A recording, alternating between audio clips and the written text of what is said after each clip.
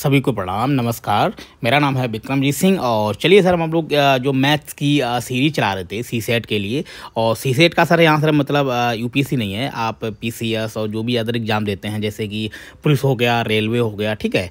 और मतलब कोई भी एग्ज़ाम जिसमें मैथ आता है तो यहाँ से हम लोग उसको कवर कर सकते हैं, ठीक है। और आप अगर जुड़ते हैं इस सीरीज़ से तो डेफिनेटली ठीक है, you will get benefit from this series, okay.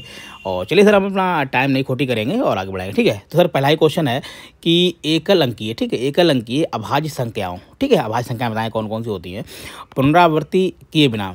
पुनरावृत्ति का मतलब यहाँ पे आप रिपीटेशन नहीं करेंगे, ठीक है, एक बार यूज करने के बाद कहानी खत्म होगी, ठीक है, का उपयोग करके बनाई गई सबसे बड़ी और ठीक है और सबसे छोटी संख्या 4 अंकीय संख्याओं का योग कितना है, ठीक है। तो पहले तो आप बता दें सर अभाज्य संख्याएं क्या होती हैं, ये थोड़ा समझ लीजिए, ठीक है। पहले तो लिख लेते हैं कि एकल अंकीय मतलब एकल अंकीय होती हैं 1 से लेकर 9 तक, ठीक है। तो अभाज्य संख्याएं सर कौन सी होती हैं, 2, 3 और जो हो गया 5, 7, ठीक है, ये 4 संख्याएं होती हैं अभाज्य। अब आप कहेंगे कि सर अभाज्य का मतलब क्या होता है, ठीक है, अगर पता है तो बहुत अच्छी बात, नहीं पता तो आज बता देंगे, ठीक है। अभाज्य संख्याएं क्या होती हैं, जो स्वयं से या एक से कटे हैं, जिनके सिर्फ 2 गुणनखंड हों, वो ये अभाज्य संख्याएं होती हैं। दोबारा सुन लीजिए, अभाज्य संख्याएं सर कौन सी होती हैं, ठीक है, जिनके ठीक सिर्फ क्या हो 2 गुणनखंड हो, ठीक है। 2 मतलब जो फैक्टर है मतलब कितना होना चाहिए, ओनली 2 होना चाहिए, ठीक है। कितना होना चाहिए, 2। कहने में या तो वो 1 से कटे या खुद से, जैसे मतलब 2 हो गया, ठीक है। 2 क्या है मतलब 2 से कट जाएगी और 1 से कटेगी। 3 क्या है, 3 से कटेगी, 1 से कटेगी। मेरी बात समझ गए। अगर जैसे आप मान लो आप 9 यहाँ पर 9 लेते हैं, 9 का एक मतलब विषम संख्या है, ठीक है। तो देखिए 3 के कितने, देखिए ये 9 से भी कट जाएगी, ठीक है, 3 से भी कट जाएगी और 1 से कट जाएगी। इसका मतलब कितने, इसके फैक्टर ज़्यादा हो गए 1 से, मतलब 2 से ज़्यादा, तो ये संख्या नहीं होगी। मेरे ख्याल से बात आपके बिल्कुल समझ में आ गई होगी, ठीक है। तो इसी को बोलते हैं अभाज्य संख्या क्या होती है, जिनके मेरे, ठीक है, जो हमने बताया कि इनके 2 गुणनखंड हो, ठीक है। और एक चीज़ और आपसे पूछी जाती है क्वेश्चनों में, जो बहुत ही मतलब वनडे एग्जाम आते हैं कि सबसे छोटी अभाज्य संख्या क्या है, तो वो 2 है, ठीक है। आप ये मत समझना कि आप अभाज्य संख्या के चक्कर में 1 लगा दें, देखिए 1 का गुणनखंड सिर्फ 1 ही है, ठीक है, मतलब 1 से कट, सिर्फ ओनली 1 से ही कटता है, तो ये संख्या नहीं हो सकती है। तो सबसे छोटी अभाज्य संख्या कौन सी है, 2। अगर कभी पूछा जाए तो इस चीज़ को बिल्कुल ध्यान के रख लीजिए कि उस पर एक नहीं 1000 बार क्वेश्चन बन चुका है कि मतलब इसी पे घुमा घुमा के, ठीक है। तो अब हम अपने आते हैं क्वेश्चन पे, ठीक है, बात आपको समझ में आ गई बिल्कुल। तो पूछता है सबसे बड़ी, तो देखिए सबसे बड़ी संख्या मतलब आपसे उल्टा लिख दीजिए, ठीक है। तो सबसे बड़ी संख्या क्या होगी, आप देखेंगे पहला बार हमें 7, 7 और 5, 3, 2, ठीक है। तो सबसे बड़ी वाली संख्या जो क्या होगी वो होगी 7532, ठीक है। छोटी संख्या लिख लेते हैं, कोई बड़ी बात नहीं, हमारा आंसर आ गया छोटी, ठीक है। जो छोटी होगी वो इसे मतलब छोटी संख्या मतलब होता है कि जो सबसे छोटे अंक से स्टार्ट हो, ठीक है। आप मेरे ख्याल से अच्छी तरीके जाते हो। तो हो जाएगी 2, जो हो जाएगी 3 और जो हो जाएगी 5 और 7, ठीक है। अब इनको जोड़ लीजिए। वो पूछ रहा है कि दोनों की जो संख्याएं हैं, ठीक है। और एक बात ध्यान रखना, हर चीज़ मतलब हर वर्ड का कोई ना कोई मतलब होता है, जैसे उनका एकल, ठीक है। वैसे अभाज्य संख्याएं तो बहुत सारी हैं, आप लिख लेंगे 37 हो गई, ठीक है, 31 हो गई, 43 हो गई, ठीक है। ये संख्याएं काफ़ी 41 हो गई, ठीक है। मतलब वो क्या कह रहा है, एकल अंक की है, ठीक, वो बात कर रहा है एक अंक, ठीक है। एक अंक में कौन से होते हैं हमारे 1 से लेके 9 तक, ठीक है, बात समझ में आ गई। तो सर इनको जोड़ लेते हैं, कोई बात बड़ी बात नहीं, ठीक, इनको जोड़ लीजिए। होगा 2 और 7 कितना हो गया, 9, जो हो गया 3 और 5 8 हो गया, ठीक है। और ये कितना हो गया, 5 और 3 8 हो गया और ये हो गया 9, ठीक। तो मेरे ख्याल से हमारा आंसर हमको मिल चुका है। हमारा आंसर क्या होना चाहिए, डी होना चाहिए, ठीक है। बिल्कुल मेरे ख्याल से बात समझ में आ गई। और ये आप रट लीजिए, इस पे क्वेश्चन हमने फिर बताया कि एक नहीं 1000 बार क्वेश्चन बनता है, ठीक है, अभाज्य संख्याओं पे, ठीक। सबसे छोटी अभाज्य संख्या कौन सी, 2 है। और ठीक है, और जो एकल अंकीय हैं वो कितनी है, अभाज्य संख्याएं 4 हैं सिर्फ, ठीक है, 2, 3, 5, 7, ठीक। चलो सर अपना हम लोग आगे क्वेश्चन, जो अगला क्वेश्चन है, तो सर अगला क्वेश्चन हमारा क्या है, ये भी मतलब नंबर सिस्टम से ही है, ठीक है। तो देखिए एक चीज़ थोड़ा और बता दें सर, ये मतलब कुछ क्वेश्चन आपने पढ़े होंगे और कुछ क्वेश्चन यहाँ से मतलब सीख भी जाएंगे, ठीक है। तो अगर आपने थोड़ा बहुत पहले पढ़ा है तभी थोड़ा मजा आने वाला है, क्योंकि सर ये सारे क्वेश्चन कौन से MCQs हैं, ठीक है, मतलब पुराने जो PYQs हैं, मतलब प्रीवियस क्वेश्चन में पूछेंगे, ठीक है। तो आगे बढ़ते हैं, ठीक है। 4 अंकों वाली कितनी संख्या है जिनके सभी अंक क्या हो, विषम हो, ठीक है। तो आपको बता दें, अगर आपने लाइफ में कभी पढ़ा है परम्यूटेशन और क्रमचय संचय, ठीक है, परम्यूटेशन कॉम्बिनेशन, तो क्वेश्चन वो इसी का है, ठीक है। और सर मतलब यहाँ पे पूरी क्लास तो हम नहीं बता सकते, लेकिन थोड़ा बहुत आपको अगर आता है तो क्वेश्चन आपको बहुत ही ईजी से लग जाएगा, ठीक है। तो पहले आप तो आपको मतलब जब भी इस टाइप का क्वेश्चन आए तो आप लिख लीजिए हमारे पास संख्याएं कौन कौन सी होती हैं, ठीक है। यहाँ पे विषम पूछा गया तो हम 1 से लेकर 9 तक हमारी संख्याएं कौन कौन सी विषम होती हैं उनको लिख लेंगे, ठीक है। तो सर चलिए आगे बढ़ते हैं, ठीक है। तो हमारा एक हो गया विषम, देखो एक बात समझ लीजिए, एक क्या है, विषम संख्या है, ठीक है, इस बात को ध्यान रखिए। 3 हो गया, ठीक है, फिर हो गया 5 हो गया, फिर हो गया 7 और फिर हो गया 9, ठीक। बात समझ में आई। वो क्या कह रहा है कि जिनके सभी अंक विषम हो, ठीक है। तो 1 से लेकर 9 तक, यानी हमारी जो मतलब एक चीज़ और ध्यान रखिए कि हमारी मतलब 1 से लेकर 9 तक जो हमारी जो पूर्ण संख्या होती है, पूर्ण का मतलब होल संख्या जिसे बोलते हैं, वो होती है 10, यानी 0 से स्टार्ट लेके 1 2 3 4 5 6 7 8 9, ठीक, इनको बोलते हैं। तो ये होती हैं कितनी, इन्हें बोलते हैं होल संख्याएं, ठीक है। और विषम संख्या है तो आप 2 से स्टार्ट 2 4 6 8 ऐसे स्टार्ट कर लीजिए, ठीक है। तो हमारा उसने पूछा क्या, विषम पूछा गया। तो विषम हमारी कौन कौन सी है, 1 3 5 7 9, ठीक है। अब हम क्वेश्चन पे आ जाते हैं। क्वेश्चन उसने क्या पूछा है, 4 अंकों वाली। तो ये देखिए परमुटेशन कॉम्बिनेशन है सर, थोड़ा आपको मतलब पहले जरूर पढ़ना पड़ेगा, तभी मजा आने वाला, ठीक है। फिर हम लोग यहाँ पे थोड़ा समझने कुछ, तो आप क्या करेंगे, देखिए यहाँ से भी आप क्वेश्चन थोड़ा समझ जाएंगे, ऐसी बात नहीं है, ठीक है। तो 1 2 3 4, हमने ऐसे चार क्यों बनाया, क्यों साहब ये है 4 अंकों की संख्या पूछी गई है, ठीक है। अब देखिए क्वेश्चन सर आए समझिए, हमारे पास संख्याएं कितनी है विषम, 1 2 3 4 5 है, ठीक है। तो कहने का मतलब इसमें इस क्वेश्चन में कहीं भी ये नहीं बताया कि अंकों का आप रिपीटिशन, ठीक है, रिपीटिशन कर सकते या फिर नहीं कर सकते। तो अगर ऐसा बोला गया है कि आप रिपीटिशन मतलब कुछ नहीं बताया गया, तो आप संख्याओं का रिपीटिशन कर सकते हैं, ठीक है, मतलब पुनरावृत्ति कर सकते हैं, ठीक है। तो देखिए यहाँ पे हम क्या क्या भर सकते हैं, क्वेश्चन थोड़ा समझिए। जैसे मान लो ये वाला जो पहला अंक होगा, और इसमें ये भी कहीं नहीं बताया गया छोटी बड़ी कुछ नहीं, मतलब कोई सा भी अंक उठा के आप कहीं पर डाल दीजिए, कोई फर्क नहीं पड़ने वाला, ओके। तो देखिए यहाँ पे जैसे मान लो यहाँ जो ये वाला पहला स्थान है, ठीक है, ये वाला, यहाँ पे हम क्या क्या भर सकते हैं। देखिए अगर आप देखेंगे तो यहाँ पे अगर संख्याएं हम लिखने जाएँ तो 1 भी भर सकते हैं, ठीक है, 3 भी भर सकते हैं, 5 भी भर सकते हैं, 7 9, कुल मिला के कि हम इस, क्योंकि कोई भी कंडीशन नहीं है, ठीक है, तो यहाँ पे हम 5 संख्याएं यहाँ पे लिख सकते हैं। तो हमारे कितनी तरीके हो गए, ये हो गए 5, ठीक है। तो उसने ये तो बताया नहीं कि कोई रिपीटिशन करना नहीं, तो फिर ऐसे ही अगले वाले भी जो अंक आएगा उसमें भी हम 5 तरीके से, मतलब ठीक है 5 तरीके मतलब 5 संख्याएं, ठीक है, कितने तरीके डाल सकते हैं। तो अगले वाले में 5 तरीके से हम भर सकते हैं, और अगले वाले में 5 तरीके से भर सकते हैं, ठीक है। और जब भी इस टाइप का मतलब ये किसका क्वेश्चन है, जो उसका है, ठीक है, परमुटेशन का है। परमुटेशन का मतलब कि संख्याएं आपस में जब बदलती रहती हैं तो परमुटेशन लगता है, ठीक है। तो बाद में इसका गुणा कर दीजिए, ठीक है। तो ये कितना आ जाएगा, 625, ठीक है, 55 25 और 55 25 25 25 625। तो हमारा आंसर सर क्या होना चाहिए, 625। कुल मिला के 4 अंकों की ऐसी संख्याएं कितनी है जिनके सभी अंक विषम हैं, क्या नाम, 625, ठीक है। बात मेरे ख्याल से आपके बिल्कुल समझ में आ गई। और हम लोग आगे ठीक है, नेक्स्ट क्वेश्चन के आगे। तो सर अगला क्वेश्चन हमारा क्या है, यदि ठीक ये एक क्वेश्चन दिया गया है, एक अभाज्य संख्या है, ठीक है। अभाज्य संख्या भी आपको बताई थी कौन कौन सी होती हैं, चलो दोबारा डिस्कस कर लेंगे, ठीक है। प्राइम नंबर, और इंग्लिश में क्या बोलते हैं सर, प्राइम नंबर बोलते हैं, इसको रट लीजिए, ठीक है। जहाँ एक्स वाई धन पूर्णांक, और एक चीज़ ध्यान रखिए, हर वर्ड का एक मतलब होता है, ठीक है। अगर वर्ड आपके वर्डों का मतलब नहीं मालूम है तो आप क्वेश्चन नहीं निकाल पाएंगे, ठीक है। तो हम अभी सारी चीज़ें समझाएंगे, टेंशन मत लीजिए बिल्कुल, ठीक है। तो पूछा गया एक्स वाई का न्यूनतम मान क्या होगा, ठीक है। तो कुछ चीज़ें आपको बता दें, जैसे हम ऊपर भी डिस्कशन कर सकें, लेकिन हम दोबारा करते हैं, ठीक है, थोड़ी चीज़ बता दें। अभाज्य संख्याएं सर क्या होती है, जिनके सिर्फ 2 गुणनखंड हो, ठीक है। तो 1 से लेकर 9 कितनी अभाज्य संख्याएं होती हैं सर, 2 3 5 और 7, ठीक है। ये हो गई हमारी 1 से लेकर 9 तक की। अब पूछा, देखिए इसका मतलब धन पूर्णांक, धन पूर्णांक का मतलब जब भी लिखा हो इसका मतलब होता है कि एक्स वाई के मान आप, ठीक, एक्स और वाई के मान मतलब कोई भी मान आप हमेशा 1 से स्टार्ट करेंगे, और कहाँ जाएंगे मतलब 1 2 3 4 2 इस टाइप से ले सकते हैं, ठीक है। जैसे हो गया 1, और धन पूर्णांक का मतलब प्लस में मान, माइनस में आप नहीं ले सकते, ठीक है। अगर यहाँ पे लिखा होता पूर्णांक, तो आप देखिए पूर्णांक का जब भी कोई मतलब होता है, उसका मतलब होता है आप माइनस के भी ले सकते हैं। पूर्णांक का मतलब कोई चीज़ भिन्न में ना हो, ठीक है। तो आप चाहे उसमें -1 भी ले सकते हैं, -2 भी, 0 भी ले सकते हैं, 1 2 3 कुछ भी ले सकते हैं, तो हो गया पूर्णांक, ठीक है। अब जब बोले धन पूर्णांक तो आप 1 से स्टार्ट करिए, 1 2 3 मतलब कुछ भी ऐसे मान आगे मतलब अनंत तक लेते जा सकते हैं, ठीक है। तो ये हो गया धन पूर्णांक, बात समझ में आ गई। और भाज्य संख्याएं क्या होती हैं, जो इसके 2 गुणनखंड हों, ठीक है। अब आगे बढ़ते हैं। वो कहता है कि एक्स वाई के मान हम ऐसे कैसे लें कि हमारा जो न्यूनतम माना जाए, ठीक है। और एक चीज़ आपको ध्यान रखनी वाला है, मतलब जिसमें एक्स वाई के जब मान रखें तो ये संख्या हमारी क्या बननी चाहिए, अभाज्य बननी चाहिए। तो कुछ अज्यूम कर लेते हैं, ठीक है, देखते हैं थोड़ा। जैसे अब मान लो आपने और कोई कंडीशन दी नहीं, तो एक्स वाई का मान लो 1 ही मान लो, ठीक है। हमने माना एक्स का मान 1 है और वाई का मान भी 1 है, इसमें रख के देखते हैं। जैसे लिखा 11 × 1 और प्लस ये हो गया 5 × 1, ठीक है। हो गया 11 1 11 और प्लस 5 है, यानी ये आ गया 16। इसका मतलब एक्स वाई के मान ये वाले तो नहीं हो सकते 1 1, क्योंकि उसने पूछा कि हमारी संख्या क्या आनी चाहिए, अभाज्य, ठीक। अभाज्य संख्या क्या हो, जैसे मान लो कोई 17 आ जाए, ठीक है, 17 आ जाए, 19 आ जाए, मतलब कोई सी भी आ जाए, जो जिसमें भी हम एक्स वाई के जब मान में रखें तो संख्या का क्या आनी चाहिए, अभाज्य आनी चाहिए, ठीक है।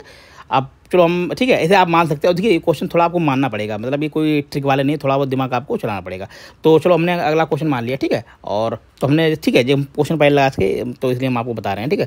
तो आप इसमें मान लीजिए एक्स बराबर आपने मान लिया, आपकी बार माना 2, और वाई बराबर कितना माना 3। ठीक है, आप अपने हिसाब से मतलब बढ़ाते जाइए। ठीक है, जब आपने 2 बढ़ा तो 2 मानेंगे तब भी नहीं मतलब आएगा। ठीक है, तो भी क्या आ जाएगा, सम संख्या आ जाएगी। तो हम ये वाले मान मांग, ठीक है, हमने माना। ठीक है, अब देखते हैं रख के, तो हमारा इक्वेशन कितना था, ये था 11 और इंटू हमने एक्स का मान कितना माना, 2 माना, प्लस बाई का मान कितना था, यहाँ था 5 और बाई का मान सर कितना है, 3 है। ठीक, अब देखिए पहले 11 दूनी जो हो गया 22 और प्लस 5 या 15, अब इनको जोड़िए, ये कितना हो जाएगा, 37 हो जाएगा। ठीक है, 22 और 15 कितना होता है, 37। अब आपको मालूम है कि जो 37 संख्या है वो क्या है, अभाज्य। अभाज्य क्यों है, क्यों, या तो ये 37 से कट रही है, क्योंकि इसमें अभाज्य संख्या का मतलब होता है इसमें किसी और का पहाड़ा ना जाए। और अगर बिल्कुल सिंपल में समझें, जैसे मतलब इसमें आप ना 2 का जाएगा, ना 3 का जाएगा, ना 4 का, ना 5 का, 6 का, 7 का, 8 का, 9 का, 10 का, किसी का भी पहाड़ा इसमें नहीं जाएगा। ठीक है, तो यानी हम अपना एक्स वाई का मान कितना ले सकते हैं, एक्स बराबर 2 और वाई बराबर 3, बिल्कुल सही हम ले लिया। ठीक है, और हमारी संख्या भी मिल गई अभाज्य। अब बस पूछ लिया एक्स वाई का मान पूछा गया, तो आप लिख दीजिए, लिखिए 2 और प्लस 3, यानी एक्स वाई का मान जो न्यूनतम मान कितना होगा सर, वो होगा 5। ठीक, बिल्कुल मेरे ख्याल से आपके बात समझ में आ गई। तो सर अगला क्वेश्चन भी हमारा किससे है, ये भी है नंबर सिस्टम से। ठीक है, और ये क्वेश्चन मतलब सारे एग्जाम में पूछे जाते हैं और इसे आप प्रैक्टिस करके ही ऐसे क्वेश्चन कर सकते हैं। ठीक है, तो सर पूछते हैं P बराबर, देखिए इसमें पूछा गया P बराबर n, मतलब ये P बराबर एक क्वेश्चन दिया गया है। ठीक है, जहाँ n एक धन पूर्णांक है। धन पूर्णांक हम आपको बता चुके क्या होते हैं, 1 2 3 4 5 6, मतलब प्लस में जो भी मान होते हैं वो धन पूर्णांक हो गए। ठीक है, अब साफ देखते हैं। ठीक है, क्या नाम, ये पूछा मतलब ऐसा हम इसमें कुछ भी मान सकते हैं। ठीक है, अपने हिसाब से जब भी हो, तो पूछा गया ये इसमें कौन सा इक्वेशन होगा, मतलब इसमें हम n का मान जैसे कुछ भी मान लेंगे, 1 मांगे, 2 मांगे, 3 मांगे। ठीक है, इस टाइप से मानेंगे। अगर वो ये मान इस वाले इक्वेशन को सेटिस्फाई करता है तो ये वाला सही हो जाएगा, इस वाले को करता है तो ये वाला सही हो जाएगा। ठीक है, चलो सर हम मान लेते हैं, पर तो हमने माना पहले n बराबर, मतलब कुछ भी मान सकते हैं अपने हिसाब से। ठीक है, इसमें कोई बाउंडेशन नहीं है, उसने बता दिया धन पूर्णांक का। धन पूर्णांक का 1 2 3 5 50, आप जो भी इच्छा हो मान सकते हैं। लेकिन हम लोग क्या करते हैं हमेशा, जनरली क्या है, छोटा मान मानते हैं ताकि बेहतर तरीके से हल कर सके। ठीक है, अब आते हैं, जैसे P बराबर है तो हमने पहले n बराबर सर कितना माना, हमने माना 1। ठीक है, हमने मान लिया। अब P का मान इसमें रखते हैं, अगर इसमें रखेंगे इक्वेशन में, तो देखिए ये वाला इक्वेशन क्या है हमारा, एक बार लिख लेते हैं तो आपको यहाँ समझ में आएगा। ठीक है, तो n जो होगा n और प्लस 1, फिर हो गया n और प्लस 2, फिर है n और प्लस 3 और प्लस 1। ठीक है, इसमें n का मान रख दीजिए, जो हो गया P इक्वल टू कितना हो गया, n का मान 1, और इसमें रखेंगे तो जो हो जाएगा इंटू 2। ठीक है, यहाँ पर रखेंगे और इंटू यहाँ पर रखेंगे तो 1 और 2 3। ठीक है, और यहाँ पर रखेंगे सर ये कितना हो जाएगा 4। ठीक है, और प्लस 1, इसको जो इसमें गुणा कर लीजिए, ये कितना होगा 3 चक्कू 12 और 12 दूनी 24। ठीक है, एक का मान कोई मतलब नहीं है, तो यहाँ लिख दिए 12 दूनी 24 और प्लस 1, यानी कितना आ गया 25। ठीक है, अब वो पहले वाला को देखिए, वो कहता है सर्वदा विषम रहेगा, तो एक बार हम और कुछ मान लेंगे जिससे हमारा एकदम क्लियर हो जाए। ठीक, फिर पूछता है P एक पूर्ण वर्ग होगा, तो अभी मतलब इस जो हमने जो पहला मान माना है x बराबर, मतलब n बराबर 1, तो उससे दोनों अभी सेटिस्फाइड हो रहे हैं। ठीक है, देखिए मतलब एक मतलब क्या है, एक विषम संख्या भी आ रही है और एक पूर्ण वर्ग। पूर्ण वर्ग का मतलब मानो जैसे, ठीक है, पूर्ण वर्ग का मतलब होता है कि आप जिसका वर्गमूल निकाल सकें। ठीक है, मतलब पूर्ण वाला, बटेटिव नहीं, तो इसका 5 हो जाता है। ठीक है, तो ये वाला भी सेटिस्फाइड कर रहा है। चलो एक बार हम और मान लेते हैं, मान लो हमने मान लिया, एक बार माना हमने n बराबर 2 और मान लिया। ठीक है, अगर ये वाला सेटिस्फाइड हो जाए तो इसका मतलब हमारा आंसर दोनों सही हो जाएंगे। ठीक है, चलो आप रख लीजिए। ठीक है, इसमें इस बार हम क्या करेंगे, लिखेंगे नहीं, लिख देते यहीं लिख दीजिए। ठीक है, n बराबर 2 इंटू यहाँ रखेंगे तो कितना हो जाएगा 3, n मतलब 2 और 1 3 हो जाएगा। ठीक है, अगले रखते हैं तो यहाँ हो जाएगा 5, यानी नहीं 4। ठीक है, 2 और 2 4 और इंटू यहाँ कितना हो जाएगा 5 और प्लस 1। ठीक है, आप गुणा कर लीजिए, जो हो गया 5 चक्कू 20। ठीक है, और 20 तियाँ 60 और 60 दूनी 120। ठीक, 120 और प्लस 1, ये कितना हो जाएगा 121। अब देखिए फिर वही हमारा इसका मतलब सेटिस्फाइड हो रहा, दोनों जो हमारे ये दिए गए। ठीक है, अभी बता दें। ठीक है, इसका क्योंकि ये वर्गमूल कितने का होता है, 11 को होता है, और ये कितना एक विषम संख्या भी है। ठीक है, विषम संख्या सर कौन होती है, ये तो 2 से ना कटें। ठीक है, तो इसका मतलब ये दोनों मार रहे हैं बी, मतलब हमेशा हमें क्या आ रहा है, एक हमें सर्वदा मतलब होता है हमेशा हमें क्या विषम मिल रहा है, और हमेशा जब भी आंसर आ रहा है हमारा पूर्ण वर्ग आ रहा है, यानी हमारा जो आंसर होना चाहिए ये वाला होना चाहिए। ठीक है, दोनों सही, मेरे ख्याल से बात आपके बिल्कुल समझ में आ गई हो। ठीक है, अगले तो अगला क्वेश्चन हमारा असर किससे है, ये वाला हमारा है पासों से। ठीक है, जो प्रैक्टा बोलते हैं, प्रोबेबिलिटी। ठीक है, तो पूछा गया जो सर ये मतलब काफ़ी क्वेश्चन सरल है, थोड़ा बहुत देखते हैं कैसे लगेगा। ठीक है, तो पूछा गया है कि 2 पासे फेंके गए। ठीक है, वो कह रहा है कि जो भी 2 पासे फेंके जाएँ तो उनमें 6 9 मतलब दोनों का योग 9 नहीं आना चाहिए और 10 नहीं आना चाहिए। ठीक है, तो आपको मालूम है कि पासों में सर 1 से लेके कितनी संख्या होती है, 6 तक होती हैं। ठीक है, क्योंकि लूडो ज़िंदगी में सब लोगों ने खेला है। ठीक है, सांप सीढ़ी लूडो हमारी ज़िंदगी का मतलब हिस्सा रहा है, जब भी हम बचपन में ठीक खेलते थे। तो वो कह रहा है कि मान लो, ठीक है, ये 2 पासे हैं। ठीक है, ऐसे बना लेते हैं। मुझे कह रहा है जब हम ये उछालें तो यहाँ पे क्या क्या मतलब इन दोनों का जोड़ है वो क्या नहीं आना चाहिए, 9 नहीं आना चाहिए, और दोबारा फिर फेंकें। ठीक है, तो क्या नहीं आना चाहिए, 10 नहीं आना चाहिए, ठीक है। बाकी कोई मतलब कुछ भी आ सकता है, तो इसकी प्रायिकता क्या है, चलो सर लगा मतलब निकाल लेते हैं, कोई बड़ी बात नहीं, हम लोग निकाल लेंगे, ठीक है। तो आपको मालूम है कि पहले तो हम पहली वाली कंडीशन लेंगे, ठीक है। तो 9 हम कैसे कैसे लिखते हैं, ठीक है। 9 हम लिख सकते हैं 6 और प्लस 3, कितना हो सकता है, 9 हो सकता है, ठीक है। अगला पासे में कितना हो सकता है, जो हो सकता है 5 और प्लस 4, ये हमारा कितना हो जाएगा, 9 हो जाएगा, ठीक है। और एक चीज़ और थोड़ा इसको देख लीजिए, अब देखिए ये हो गई पहली मतलब कंडीशन। अब जो मतलब ये वाली पहले पासे हो गई ये वाली, और ये हो गई दूसरे पासे की, ठीक है। तो इसका दूसरी कंडीशन भी हो सकती है, ठीक है। दूसरी कंडीशन क्या हो सकती है कि पहले पासे पे आ जाए 3 और ना आए, और अगले पासे पे 6 ना आए, ठीक है। और ऐसे ही क्या है, अगले पासे पे मतलब 4 ना आए और अगले वाले पे 5 ना आए, यानी टोटल हमारी कंडीशन कितनी हो गई, ठीक है, 4 हो गई। हमारी टोटल कंडीशन कितनी है, मतलब 4 ऐसी मतलब प्रक्रियाएँ हैं जिसके जरिए 9 नहीं आ सकता है, ठीक है। तो यहाँ पर हो गया हमारी 4, और अगले वाले कंडीशन बात है, ठीक है। अगला सर कंडीशन क्या है, एक बार सर यहीं हल कर लेते हैं, ठीक है। अगला कंडीशन है कि 10 नहीं आना चाहिए, ठीक है। तो 10 हम कैसे लिख सकते हैं, आपको मालूम होगा, लिख सकते हम, ठीक है। और याद एक चीज़ ध्यान रखना है आपको, 10 तो लिख तो बहुत तरीके से सकते हैं, लेकिन पास में हमारे कितने 1 से लेकर 6 तक हो, तो मतलब हमको 6 से ज़्यादा अंक नहीं लेने हैं, ठीक है। तो हम 10 कैसे लिख सकते हैं, 1 हमारा 6 लिख सकते हैं और 4 लिख सकते हैं, ठीक। सॉरी कहाँ चला गया पेन भाई, ठीक, बराबर 10, ठीक। 10 नहीं आना चाहिए। एक बार और हम कैसे लिखते हैं, 5 और प्लस 5, ठीक, ऐसे 10 हो सकता है, ठीक है। आप देखिए इनको अगर बदलेंगे तो कोई फ़र्क नहीं पड़ेगा, ठीक है। तो ये वाला और देख लिया, अगले पास से क्या ना आए, 4 ना आए और 6 ना आए, तो कितना हो गया 10, मतलब ऐसी। और यहाँ पे कितनी कंडीशन हमारी होंगी, 3, कुल मिलाकर 7 ऐसी कंडीशन है। अगर हम जो पास से फेंकें तो हमारे 9 नहीं आएंगे, 10 नहीं आएंगे, ठीक है। तो निकाल लीजिए। अब आपको मालूम, जब भी अगर आपने थोड़ी प्रायिकता पढ़ी है तो पासे जब भी फेंके जाते हैं 2, तो उनका गुणा हो जाता है, ठीक है। और प्रायिकता ठीक निकाल लेते हैं। तो हमारा एक पासा फेंका गया, क्योंकि अंक कितने होते हैं, 6 होते हैं, ठीक है। और अगला पासा फेंकेगा 6 हो गए, और हमारी कंडीशन कितनी है सर, यहाँ पे थी 4, ठीक है, 4 यहाँ पे थी और 3 यहाँ पे थी, तो टोटल हमारी कितनी होंगी, 4 और प्लस 3, यानी हमारी 7/36 ऐसी मतलब प्रायिकता होगी, जिसके जरिए ना तो 9 आएगा और ना ही क्या आएगा, 10 आएगा, ठीक है। तो ये क्वेश्चन सर सभी थोड़ा समझ में आएगा, आप आपने थोड़ा बहुत कहीं ना कहीं पढ़ा है, क्योंकि ये सर सब ठीक है, यहाँ पे हम लोग PYQ चला रहे हैं, ठीक है। तो इस बात तो सर अगला क्वेश्चन हमारा किसका है, ये भी किससे है, नंबर सिस्टम से, ठीक है। और आपने अगर क्वेश्चन ये नहीं लगाया पहले तो सर का कसम से आप इसमें डोल जाएंगे, ठीक है। देखने में इतना खतरनाक है कि मतलब वहाँ लगाना मुश्किल हो जाएगा, तो हम लोग यहाँ से पहले से ही प्रैक्टिस करते हैं, ठीक है।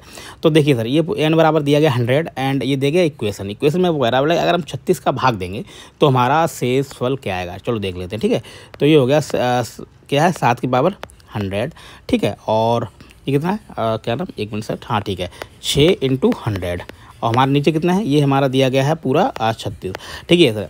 वैसे तो क्वेश्चन बहुत ही खतरनाक है और लगाना बड़ा ही मुश्किल हो जाएगा, ठीक है। तो आप मेरे ख्याल से कैसा करिए, देखिए जब भी इस टाइप का क्वेश्चन हो तो इन दोनों को ना अलग अलग कर लीजिए, ठीक है। जब आप अलग अलग करेंगे तो क्या हो जाएगा, ये हो जाएगा 7 की पावर 100/36 और माइनस ये हो जाएगा 600 की पावर 36, ठीक। इसको भी भूल जाइए, इस वाले को देखते हैं, ठीक है। तो आपको मालूम होगा कि अगर आपने कभी भी रिमाइंडर थ्योरम पढ़ी है तो 7 की साइक्लिसिटी क्या होती है, साइक्लिसिटी का मतलब होता है कि अगर जैसे मान लो साइक्लिसिटी हो जाए, आप बता सकते हैं 7 की पावर जैसे 1 है तो कितना आएगा, 7 आ जाएगा, यानी जो हमारा यूनिट डिजिट कितना आएगा, 7। अगर हम 7 की पावर 2 करें तो कितना आएगा यूनिट हमारा, 77 और 49 9 आ जाएगा, ठीक है। और अगर 7 की पावर हम 3 करें तो हमारा जो 343 हो जाएगा, तो यूनिट डिजिट कितना आएगा, 3 आएगा, ठीक, 3 आएगा। और 7 की पावर 4 करें तो इसका जो ठीक है यूनिट कितना आएगा, 1 आएगा। अब जैसे ही आप 7 के बराबर 5 करेंगे, ठीक है, तो दोबारा से 7 आने लगा। कुल मिला के ये कहते हैं कि 7 का जो रिमाइंडर थ्योरम मतलब साइक्लिसिटी है, साइक्लिसिटी का मतलब है कि अपने से जो यूनिट है दोबारा से दोहराने लगती है, ठीक है। तो 4 क्यों होती है, ठीक है, क्योंकि 4 के बाद जैसे ही 5वीं बार आता है तो दोबारा से वही यूनिट डिजिट आने लगते हैं, ठीक है। तो आप इस टाइप के जब भी खतरनाक क्वेश्चन हो तो आप करिए, जैसे ठीक है, यहाँ पे इसमें भाग दे दीजिए। जब आप 100 में 4 का भाग देंगे, ठीक है, क्योंकि साइक्लिसिटी कितनी है, 4 है, तो जब 4 का भाग देंगे तो यहाँ पूरा कट जाएगा, ठीक है। और जब भी घाते हैं आप, जब भी घाते हैं क्या नाम पूरी कट जाती हैं, तो हम कोई भी इक्वेशन करते हैं रिमाइंडर वाला तो उसकी घात 4 ही लेते हैं, ठीक है। ये मतलब नियम है क्या नाम उसका मैथ का, ये बात समझ लीजिए, ठीक है। तो हमने ले लिया 4, ठीक है, और यहाँ हो गया 36 माइनस 600 और बटे 36, ठीक है। अब देखिए इसको कर लीजिए, ये हो जाएगा हमारा, जब 7 को आप खोलेंगे इसको मतलब कैसे लिखते हैं आपको अगर बता दें, नहीं पता, 7 × 7 × 7 × 7, ठीक। ये हो जाएगा हमारा कितना, 2401 हो जाएगा, ठीक है। तो ये वाला कितना हो जाएगा, ये हो जाएगा 2401 और बटे 36, ठीक है। इसको साथ में लिख दीजिए माइनस 600, ठीक है, क्यों ऐसे लिख सकते हैं। अब इसमें ये वाला घटा दीजिए, 2400 में जब हमारा ये वाला चला जाएगा क्या नाम, तो कितना आ जाएगा सर, ये हो जाएगा 1801, ठीक, और बटे 3600। ठीक है, और आपको मालूम है कि हमें हमेशा जो रिमाइंडर थ्योरम होती है उसमें इक्वेशन को ऐसे बनाना होता है कि हमारा +1 में हो जाए। अब इसको आप कैसे लिख सकते हैं, इसको आप लिखते हैं 1800 और +1 और बटे 3600। ठीक है, आप देखिए ये वाला जो टर्म है ये वाला पूरा कट जाएगा, यानी हमारा जब हम जो भी संख्या दी है उसमें भाग देंगे तो हमारा रिमाइंडर कितना आएगा, 1 आएगा। ठीक है, मेरे ख्याल से बात बिल्कुल आप समझ गए होंगे।